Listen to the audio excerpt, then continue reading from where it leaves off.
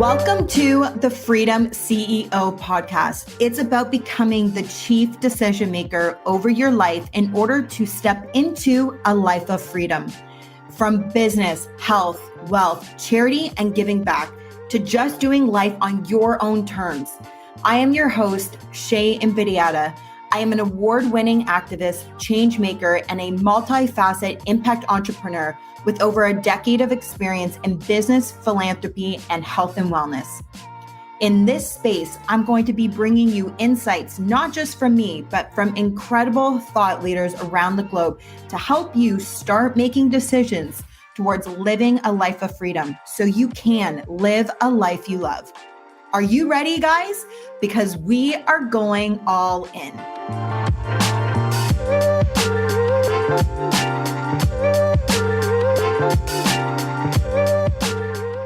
If you love success, then you're going to get so much value out of today's show.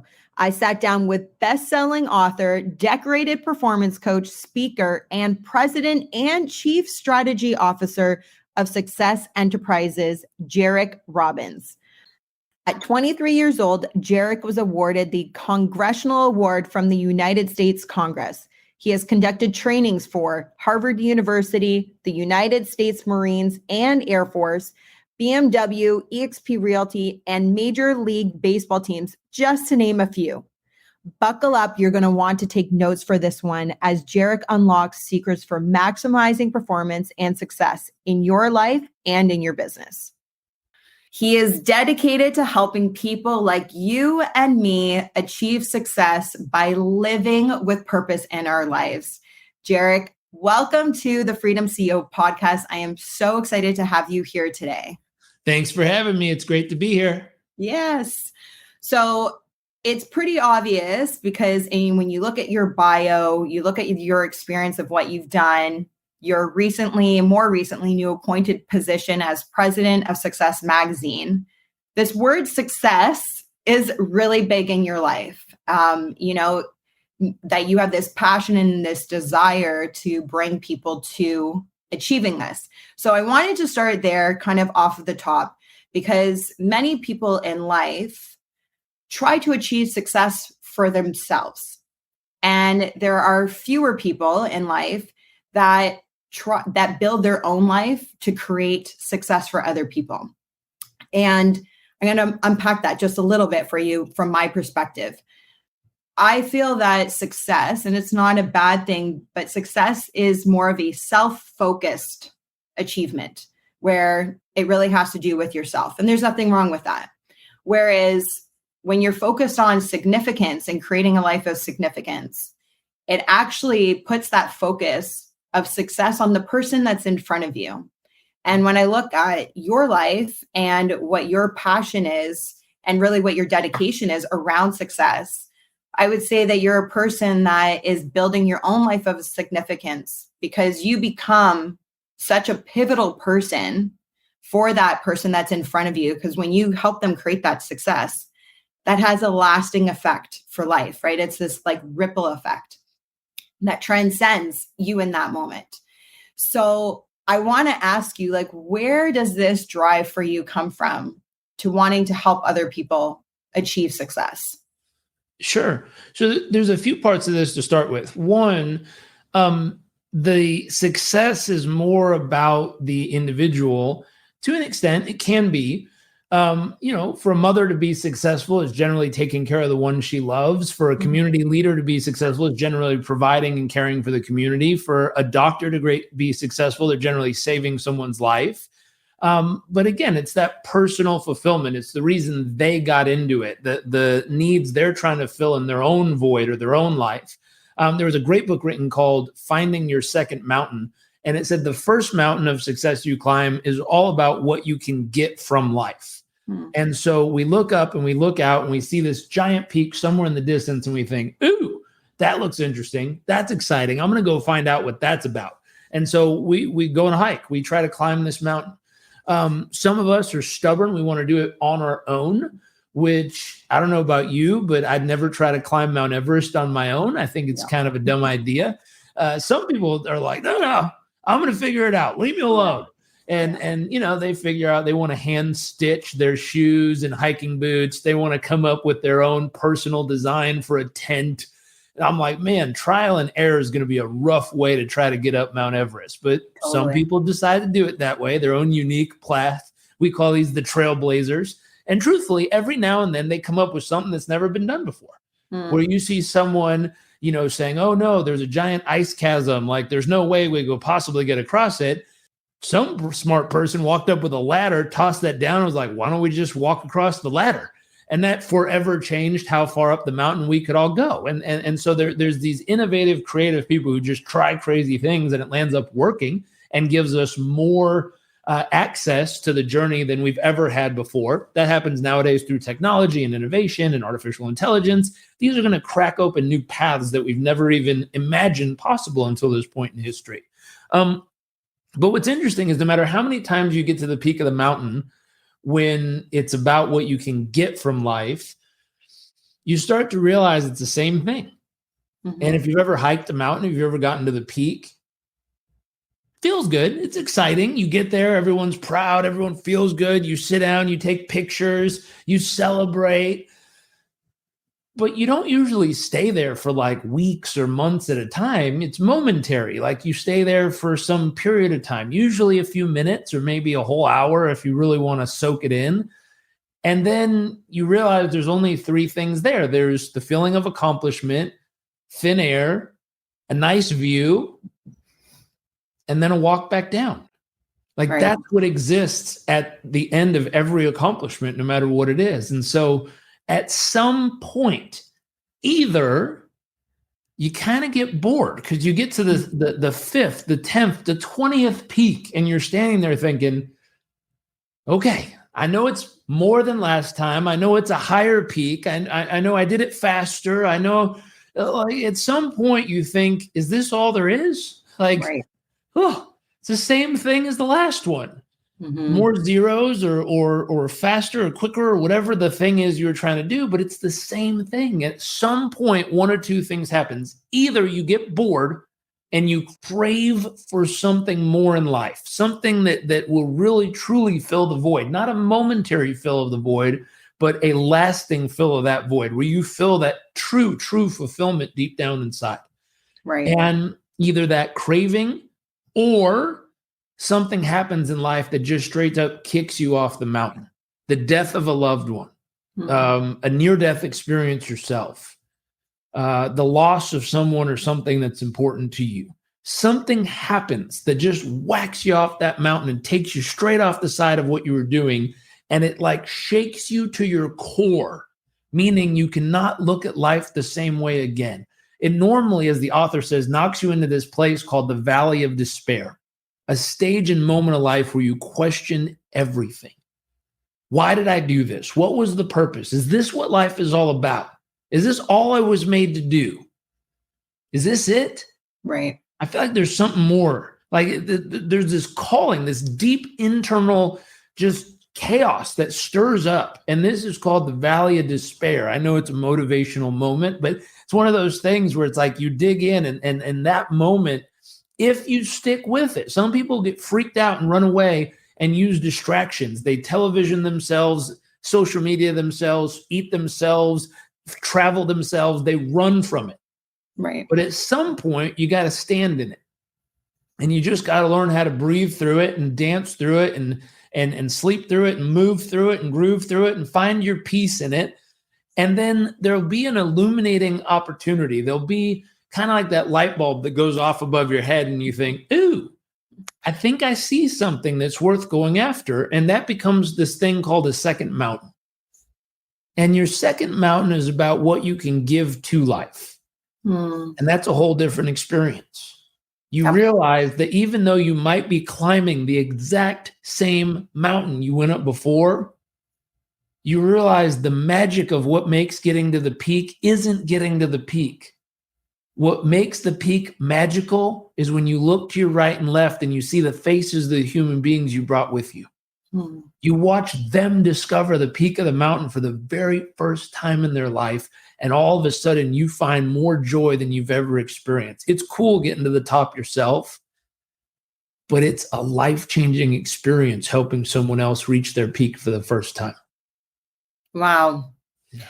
I mean, that's such a powerful analogy and could not be more accurate, and I mean, you hear oftentimes, like even myself, and I know you do a lot of philanthropy work too. And the first time you go out to do any of that work, whether it's feeding the homeless or going overseas to maybe do building houses or working in orphanages, the first time you go, you have this mindset or this thought that you're going to go over there and you're going to help them, and yet what you realize is as you go over there, there's this exchange that takes place that it actually also helps you.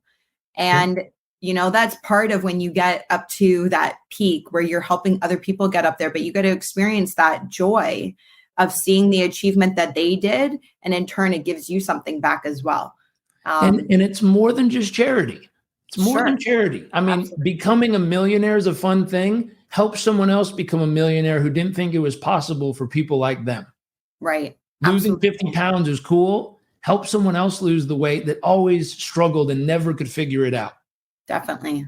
Becoming a great parent is hard work. Help someone who's a shitty parent figure out how to become a better one and watch what happens when their kids come and thank you for the work you do with their mom or dad. Right. No, I love it. And this for me is this is where I get significance from. And John C. Maxwell, who is arguably one of the greatest leaders in our world that teaches on leadership, he speaks a lot about this in go after a life of significance rather than success, because that significance that you put into the world by helping other people become successful, whether that's, like you just said, becoming a better parent, helping them lose that weight, bringing them to the top of the mountain. It has this ripple effect that then they experience that. And usually people want to then go do that for somebody else, and this is where we actually change society. We change our world by focusing on that. There's 3 steps in that that's really important. Learn, live, give. Learn, live, give. Mm-hmm. So you have to figure out what it is you want in life. And don't let people shame you, blame you, or tell you that what you want isn't the right thing. I mean, I don't care if you want a car, an airplane, a giant house, a bunch of money, just to look good, feel good, be good, dance good. I don't care what you're up to, a better writer, a better photographer. Like, you choose the thing you're interested in. And at one point in my life, I went and lived in a village in Africa. I took a lap around the world. I got malaria twice, was told I had 6 days left to live. I came back and I was pissed because people weren't helping more people. They were so self-absorbed. They were so about themselves. They were so obsessed with their own personal success. I was mad about this. And I wanted to try to force people to make this decision to make life about more than just themselves. And I realized that's the equivalent of trying to drive or drag a donkey up a hill that doesn't want to go. Sure. I mean, you can do it. It's just a giant pain in the butt, if you know what I mean. I mean, trying to convince someone that what's important to them isn't important and they need to think better and bigger. Like, John Maxwell does a great job of inspiring lots of people to this. But in the grand scheme of things, there's 8 billion humans. And at some point in this journey, many people are going to be obsessed or consumed or locked on to the thing they think is really going to make them happy, or they're going to make them feel alive. And so instead of trying to force people to see it my way, what I learned was, why don't I just get behind them and help figure out whatever it is they're trying to do, and I'll figure out how to speed up their journey. Mm-hmm. I'll figure out how to get them that car faster. I'll figure out how to get them the money quicker. I'll figure out how to help them become that better photographer instantly. If I can identify success strategies, certain things that work across the board, no matter what career, what path, what passion, what journey, what focus you have, there's certain patterns of success. There's certain strategies you use that when you do it, you'll see the results much quicker. And so my thought in the analogy, I would get behind them, be like, let's go. And we would start pushing them up the hill and be like, let's just get there faster. And then when you're standing at the peak of the mountain and I'm smiling, waiting, I'll wait for you to have your epiphany. I'll tell you the truth. Some people never have it. I've met people who are 80 years old or 90 years old and still obsessed about themselves. They aren't very happy. They aren't very healthy mentally, emotionally, and physically, but they're obsessed about themselves. And then you meet people nowadays in their 20s or teens who are obsessed about serving others. And so it's not an age thing. It's an evolution of thought and emotion thing. And the key is, though, if you get behind them and you say, hey, you tell me what you want, we're going to go get that first. But once we get it, I need you to take a big old breath of fresh air, thin air, nice view, and walk back down. I need you to look around, and I need you to decide if there's something more that calls to you. Someone you want to help, something, a cause you really believe in, something beyond yourself. And the work that needs to be done, 3 things. They need to learn what it takes. You got to get the education, the steps, the strategies, the tools that work. You got to then live it. This is the part everyone wants to skip, where you have to apply it to your own life. You have to fail forward. You have to do the work. You have to continually suck at something long enough till you become great at it. I remember I learned a new tool for my wife's and I's intimate relationship. I was like, okay, I'm so excited to use my tool. And we got home and we got into our first argument, but this is first argument after learning the tool. So I was like, oh, I get to use my tool. So I remember I was so proud, and I did step 1 and step 2, and I was, moving to step 4, and right between step 2 and 3, she stopped me and she's like, please don't. We can't do this. You sound like a robot. I literally, I can't do it like this. Yeah. And I looked at her and I reached out and I held her hand. And I said, I know I suck at this. I'm horrible. It's my first time trying. But would you give me permission to be horrible long enough so that someday I could be great at this for us? I love that. And she went, aw, that's so sweet.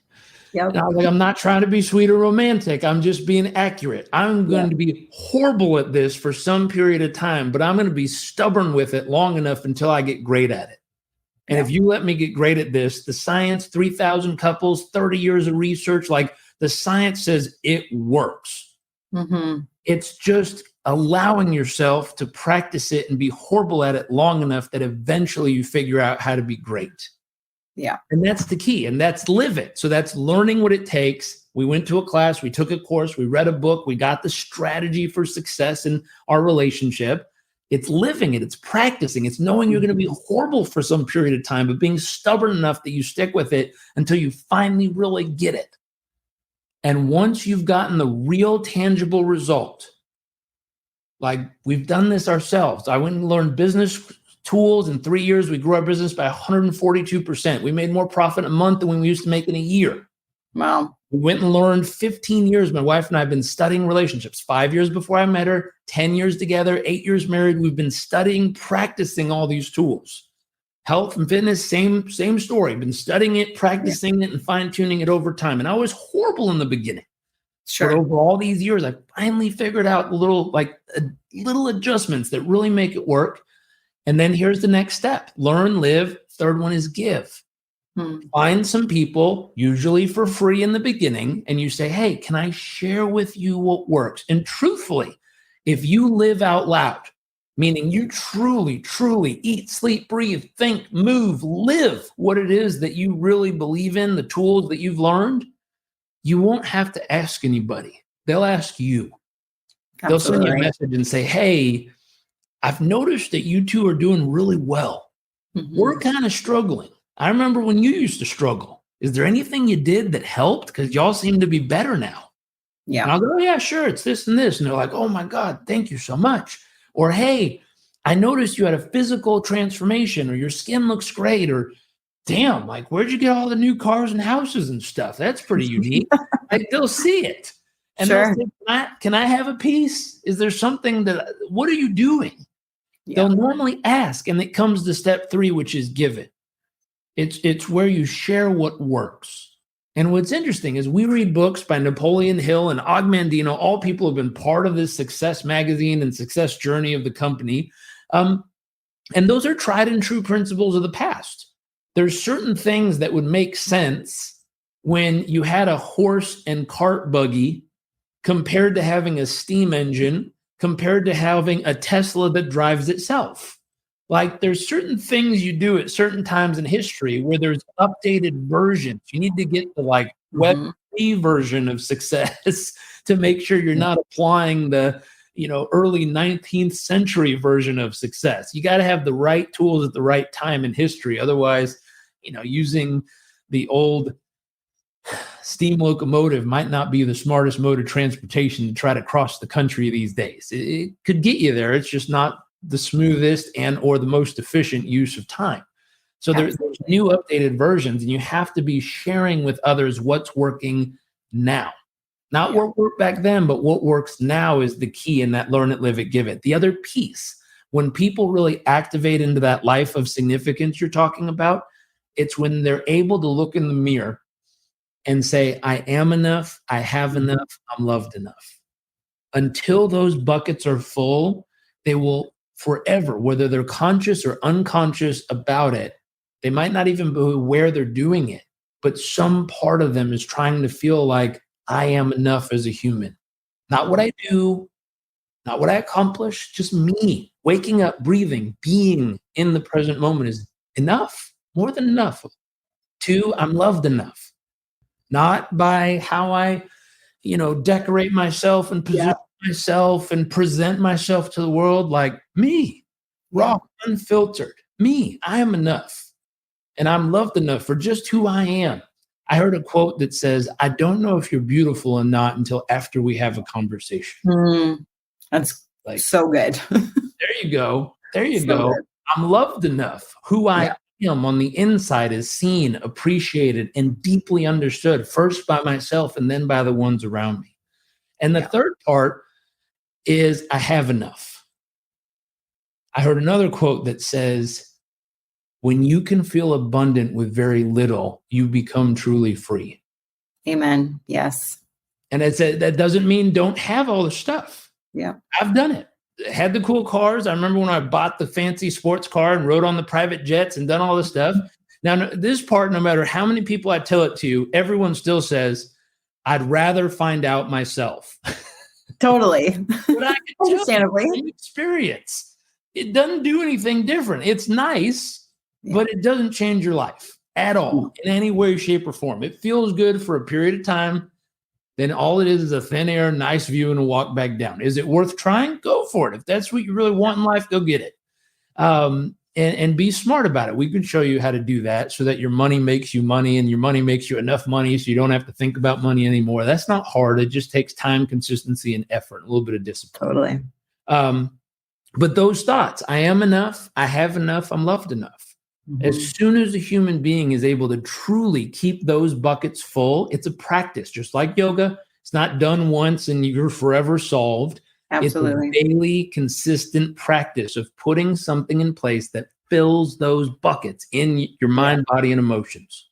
Yeah. If you can keep those buckets sustainably full, at that point, you will start to have an abundance you can overflow into others around you. That's where that second mountain really kicks off for most. I love that. And obviously everybody goes on this journey and they either arrive at that second peak. And like you mentioned, some will not. And that's also okay. But for those that arrive at that second peak, there's often a significant event or something that happened in that person's life. Totally. That really caused for them to go, this is what I want to do for the rest of my life, is I want to help bring other people up to this peak. Sure. Is there a moment for you that you can say, yeah, this just really changed everything? Lots of moments. And it's usually reaffirming. I'll tell you a story. I took a lap around the world on a cruise ship. Then I went back and taught, I think 4 or 5 different times on a cruise ship to a bunch of students and people who wanted to learn different things. And I remember, I think it was the second or third voyage I did, there was this woman who came back and she just came back from a 3-month around the world trip. And so if you've ever seen someone who come back from this trip, they're the funniest dressed people in the world because they've got like pants from Thailand and a hat from Cambodia, and they've got a t-shirt from Africa. Like They just look like one of those goofy world travelers you see in like a cartoon. It's very funny, but it's easily identifiable and it's fun. Sure. Like they're so proud of their memories they just collected from around the world. So this lady walked off. She had the hat. She had the funny pants. She had the funny t-shirt. Like she was a recent world traveler. And she was so glowing and smiley and happy and alive. Like she was so alive. And I remember we had dinner with her one night on the ship. And I was like, so like, how was your trip? And she was like, oh, life-changing. And I was like, that's so cool. I was like, tell me about it. Like, well, first off, what was your inspiration to go on this trip? And her whole face changed. It went from like happy and excited to, and I was like, uh-oh, did I bring something up? Like the wrong thing? She's like, no, I've had to share it. And I've finally come to peace with it.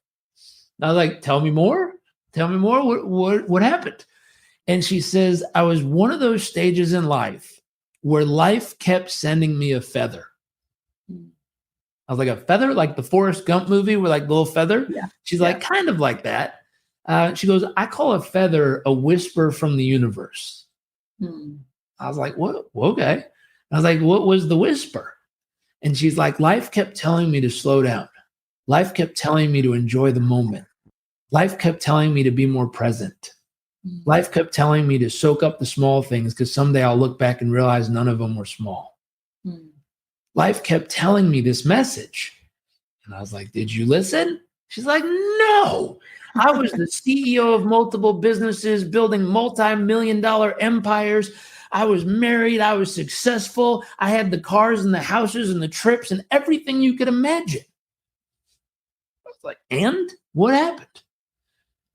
She's like, well, I had this weird pain in my side and I went to the doctor and they told me I had cancer. I was like, ooh, that's interesting. And then she's like, I went home that day and found out my husband was cheating on me. I was like, oh shit, this story's getting crazy.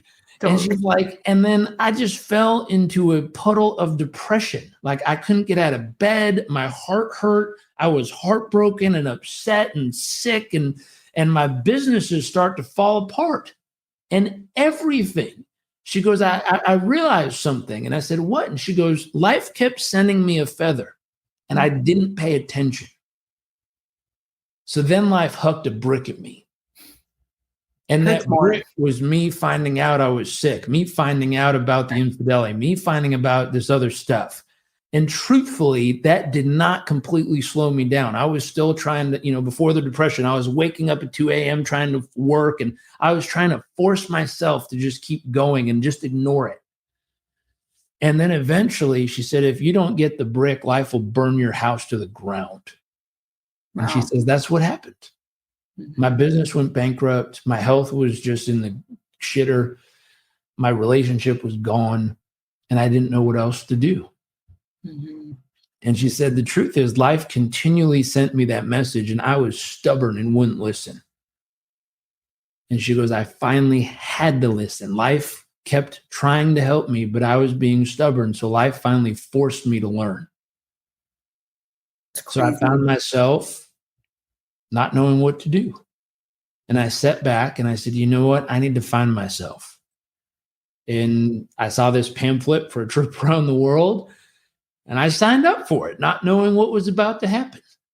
Wow. And I laughed and I was like, did you find yourself? And she's like, no.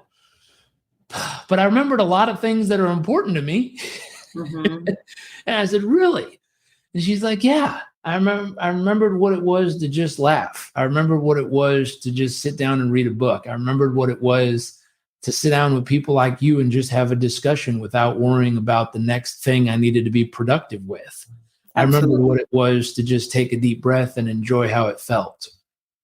She's like, I didn't necessarily find myself, but I remembered what it is to really be alive. Wow. Yeah. And those are hard decisions to make. And like you said, until the house burns down, the universe just continues to send little warnings, send signals. It reminds me, it's funny that you encountered this woman. I'm sure you've read the book, The 5 a.m. Club. And I heard about it. Okay. Heard about it. well, there's like 5 different characters in it, and she sounds so much like one of these characters in the book. It's a fantastic read. It's one of my favorite books. And again, it's like the decisions that we make dictate our life, good or bad, right? And so when you can recognize these gifts from the universe to wake up and start making different decisions, it really can change the outcome of your life. Yeah. And what a powerful story to hear for her, and how it influenced you to embark on your journey, to bring you into the work you're doing today, which is pretty amazing. I made a rule to listen to the whispers of destiny. If I see anything pop up 3 times in my life, I take immediate action on it. Sometimes I feel like I'm running and not knowing why, but I'm like, I will not get hit by a brick. So, yeah, I played dodgeball as a kid, and I got hit by a ball hard enough, and I was like, no thanks on the brick. I'd rather quickly learn from the whispers of destiny. So it's one of those things I picked up as just a life lesson from someone else, is like, hey, if I see things popping up consistently in my life, start moving quickly in that direction to make sure that you don't have to get hit by a brick or have your life burnt to the ground just for you to get the lesson. Totally. Yeah. I mean, so powerful. So I want to kind of like shift a little bit. We're still going to talk all the things around success, significance, decision-making. Part of it is, I think a lot of people in the world struggle with finding their purpose, which sometimes can be in finding their voice. And I grew up in an environment similar to you, where grew up in a business entrepreneurial family. And my father's been in real estate for 38 years. And you can be born into something like that and grow up, and there's this feeling that not pressure for some. I luckily did not have that from my father. My dad was very supportive of my own dreams and desires and wants, that if it happened to fall into real estate, he was there to support it. And if not, that was totally fine too. But a lot of people grow up in those family environments where there's businesses and there's this obligation or feeling obligated to step into that industry. Sure. And even if you want to be in that industry, sometimes you don't always want to be in the family business. And, you've grown up in a different industry around, mentorship and coaching and what have you. And you understand some of these complexities. So I would love to hear for you, how did you find your voice and truly feeling like you were honoring yourself, making your own decisions to grow up in a family environment, business environment, and then kind of going out and doing your own thing? Sure. So I'm going to take this a different direction for just a half second. There's a book called Family Fortunes. Okay. And the average long-term, like large wealth with like family wealth, like big money, it only lasts usually on average 5 generations before it completely disappears. Mm-hmm. And what the book talks about is the government's not set up to like keep your family extremely wealthy. The bankers aren't really there to keep your family wealthy. No matter how many good your money manager, your family office, your business partners, none of them are really there to keep your family wealthy. And so the only traditional structure that would actually keep a family wealthy long-term was by educating, training, and teaching or developing the wealth managers of the family fortune throughout generations. That was the only proven thing. They've done hundreds of years of research to found that's the thing that keeps families wealthy, financially speaking. Sure. And so in looking at that, I stepped back and I looked at some of the investments we do. So we buy multifamilies with some partners. We do some private equity investments. And in these types of investing structures, what you can do in 20 years is pretty good. What you can do in 50 years is pretty amazing. What you can do in 100 years is impressive. But what you can do in 200, 300, or 400 years, if you invest properly, is insane. Sure. Insane. But no one lives 500 years. Yeah. And so the question becomes, how could you keep the structural process in place that would allow 5, 6, or 7 generations to inherit and grow and nurture wealth that would take care of the entire family and far beyond just what the family needs. And I looked at that and said, that's interesting. That's, again, living for something beyond just yourself, because you might be able to put that into play at this stage of your life, knowing that you'll never get to sit under the shade of the trees that you plant. You won't get to reap the rewards of those investments. Right. Those rewards will be reaped in a few generations. And I thought about that. And again, it's when someone hits a stage of life where they think beyond themselves. And they're thinking far beyond themselves. One of my wife and I's favorite things we ever discovered, there was something called the Hershey Fund. And it was from the Hershey family. And the Hershey Fund paid for an entire school and orphanage. I was like, that's cool. Someone set up a fund somewhere to make enough continuous dividends and earnings and distributions that it could pay for all these other humans to have a great life now and eternally into the future. Yeah. My dad just set something up. He was working with one of the crown princes over in the Middle East, and they partnered together to create a fund that would provide 100 million meals a year through Feed America forever. Wow. 100 million meals a year forever. Incredible. I was like, that's cool. Yeah. Like that one, that's a lot of meals. 2, forever? How does that work? And it's like, well, we put the money in a place with a certain distribution and or earnings that will forever cover that amount forever. Right. I was like, that's amazing. And it's people thinking far beyond just themselves. Absolutely. And so coming back to this, one of the struggles people have when they look at the concept of a family business, or our families are in the same industry or stuff like that, oftentimes it's just a stage of life where we're focused on ourselves. What's my purpose? What's my reason for being here? What will make me happy? What will make me feel fulfilled? Yeah. It's a moment of self. There's nothing wrong with it. We all go through it. I certainly went through it. I looked around and I was like, well, crap. I can go much faster if I just do this myself and I don't have to deal with all these other people. Shoot, let's go. I hopped out probably 15 years ago from working with my family, and I was like, I'm out of here. And I zipped off into the future. And it's been a lot of fun with a lot of freedom. And every possible thing I could imagine on my personal bucket list has been checked. Incredible. Yeah. I did everything I wanted to do. I've been to the peak of every mountain I could come up with. Yeah. Nice view, walk back down. I can tell you, I've done it over and over and over and over. I wanted to live on an island. I wanted to have multiple properties. I wanted to get X amount invested. I wanted to travel. I wanted to marry the woman. I've done it. Yeah. And I can tell you from experience, thin air, nice view, feeling of accomplishment, and walk back down. Yeah. And so part of what we're transitioning with success is, how do we help more people get to the peak quicker? How do we help more people get to the peak quicker? And once we've done that, there's a moment where they might look around and say, hey, I like how this feels, and I want to help other people feel this way. Totally.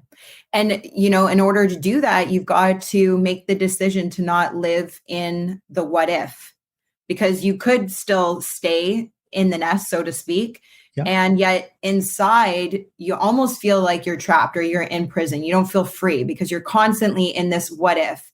Yeah. And I think it's a desire that we all have in nature, that even if you don't realize it, we all have a purpose and we all want to wake up feeling like we are living out that purpose. And when you are, that's where, for me personally, I experience true freedom. And it doesn't matter, and you've mentioned this as well, about the cars or the type of plane you fly on and the houses. If you don't feel it inside, nothing else matters. How you wake up and how you go to bed and that feeling that you carry is what matters the most. And to be living in a what if scenario for life is not a way to go through life, And so it's amazing to be able to step out, make that decision that you're going to go after it yourself, the way you want to create it. There's another thing to talk about here that's really important in society right now. So there's a group of people who hit a stage of life where life is not about them. It's not about what they want, not about what they need, not about what they care about, not about what's important to them. And it happens chemically, it happens biologically, and it's moms. Moms have this moment of life where when you have a child, your chemistry changes and life is no longer about you, period. And it's built that way so that we don't just leave our child somewhere and walk away. Like, it's biologically built into a mother's nervous system. Mm-hmm. Now, what's interesting is I'm seeing a massive uptick of women who've been a mom, been a wife of some sort in the relationship, who've raised the kids, whose life has been all about everyone else for this giant period of time, who come to this moment, and I've seen a huge spike in divorces where they look around and they say, I don't know who I am, and I want to go find out. Mm-hmm. And they go, I'm going to just shed everything off and I'm going to go find me. Yeah. And they almost have the opposite experience where it wasn't about achieving all the things they wanted all these years. It was about helping bring up the kids and take care of, their loved ones and take care of, their house and their home and all these bits and pieces.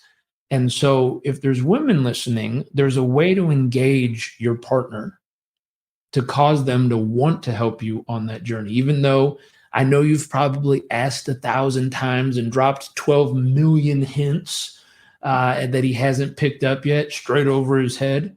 But there's a way to communicate with that person that'll cause them to want to help you through this process, to want to engage, to want to participate, to want to go on this journey with you. Mm-hmm. And if you're the partner listening, you have to realize that the person you got into a relationship with is gone.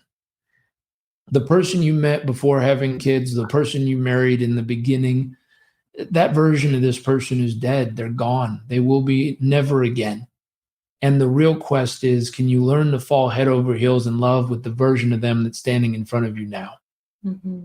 And can you repetitively do that again and again and again? And most couples, truthfully, freak out, get scared, say, this isn't what I signed up for.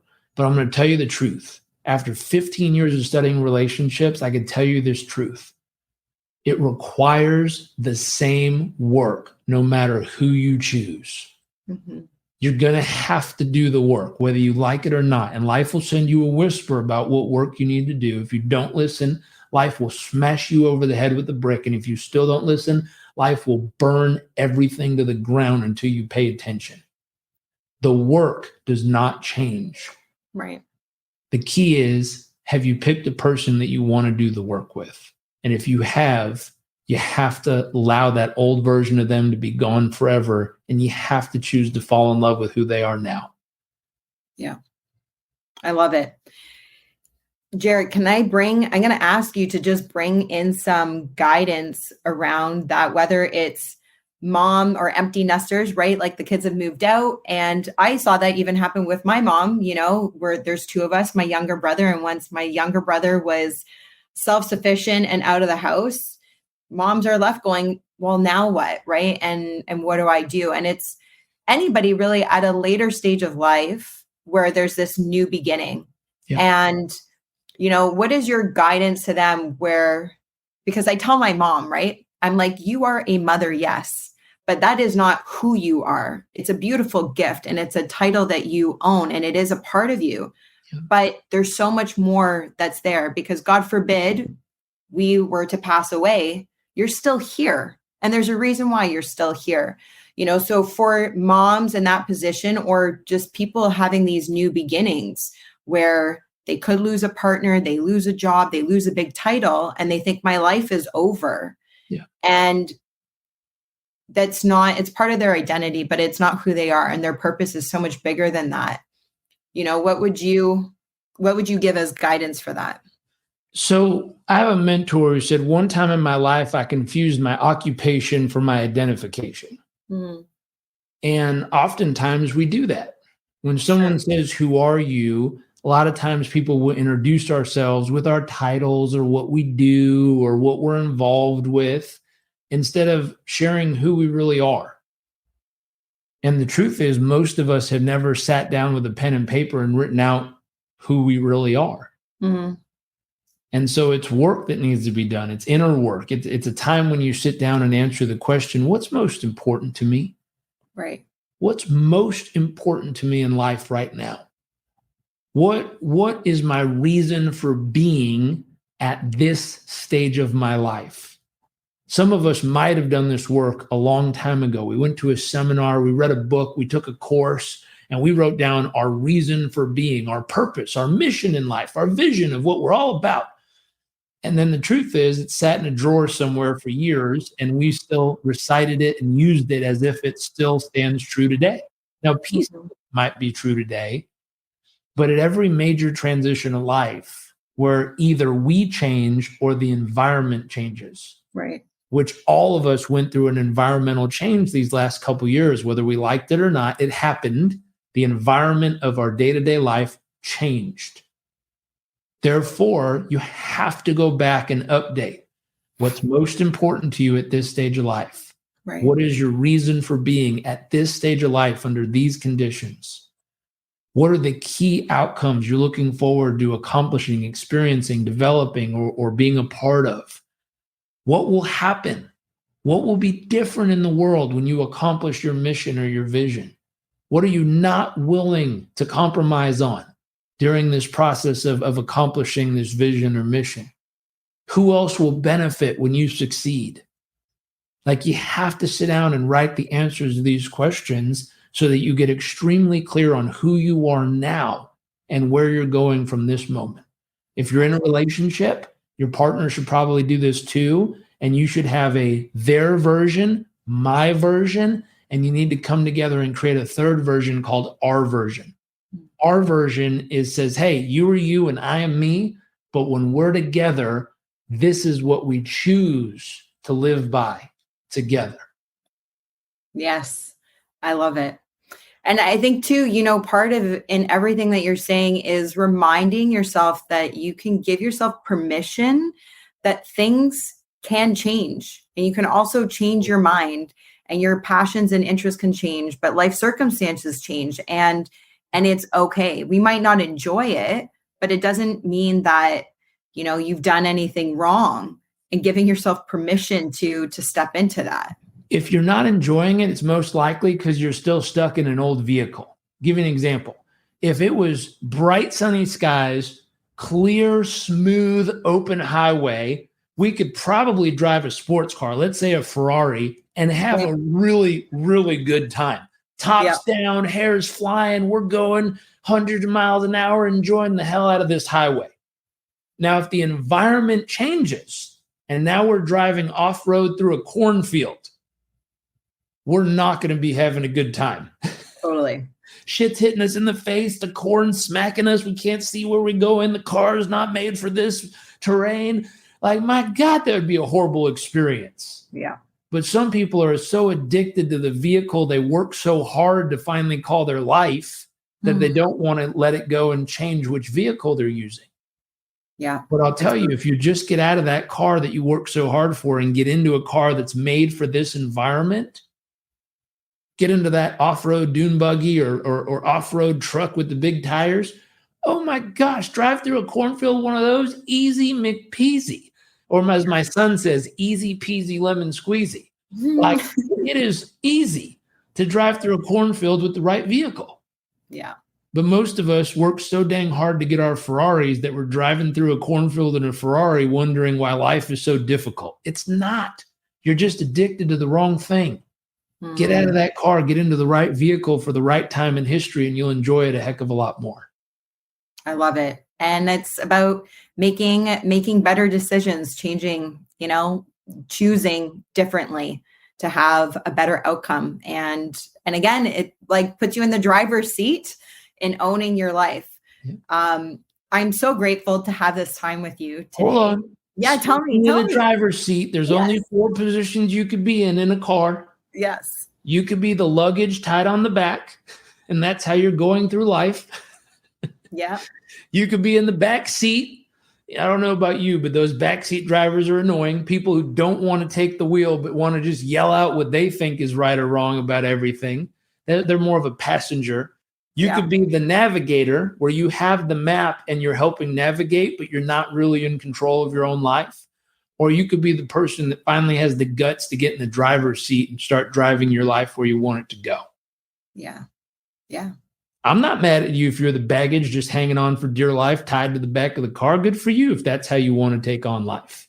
Yeah. But I would urge you to get in the front seat, put your hands on the wheel, and start steering your life where you want it to go. I love it. I love it. Thank you so much. I feel like I could talk to you all day about significance and impact. They're two things that I am very passionate about myself. And so I'm grateful to spend this time with you. And I know everybody listening will get great value out of today. In wrapping up, I want to ask you one more question, because this is the Freedom CEO podcast, and thinking about being the CEO of your own life, where you get to own your decisions, to dictate your life. What does taking ownership over your own freedom mean to you? Taking ownership over my freedom. Yeah. I think that comes down to learning skills that allow you to add value where in places all over the world. So I stepped back and I said, hey, if I really want to feel free, I need to learn a set of skills and tools that I could land anywhere on earth. Don't speak the language, don't know anybody, have no local context or community. And within a few days, I could add enough value to the community that I'd have a place to live, food to eat, be able to take care of my family, and eventually build the life I want based on the value I add to the community around me. If you learn tools that help you add that kind of value, you will truly be free, because you could go anywhere, anytime, any place, and be able to live the life you want and make a valuable difference in the community. So powerful. Thank you. Thank you for sharing. And thanks for being here today. I really, really appreciate it. Of course.